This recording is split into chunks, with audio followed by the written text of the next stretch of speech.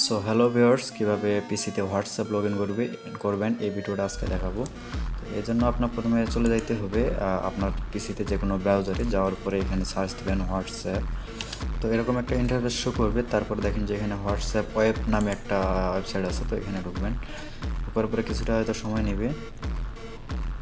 সময় নেওয়ার পরে এরকম একটা কিউআর কোড শো করবে।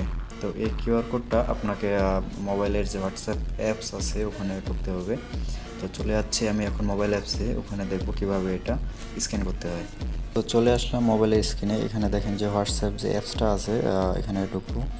ঢোকার পরে দেখেন যে এখানে এক পাশে থ্রি ডট আইকন আছে।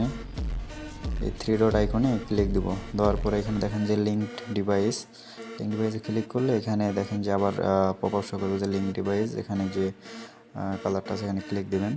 দেওয়ার পরে আপনার একটু ভেরিফিকেশন চাইবে, আপনি ভেরিফিকেশনটা দিয়ে দেবেন আপনার ফোনের। তারপরে যে পিসিতে আপনার কিউআর কোডটা ওপেন করছেন ওই কিউআর কোডটা এখানে স্ক্যান করার লাগবে। আমার কিন্তু হোয়াটসঅ্যাপ কম্পিউটারে লগ ইন হয়ে গেছে।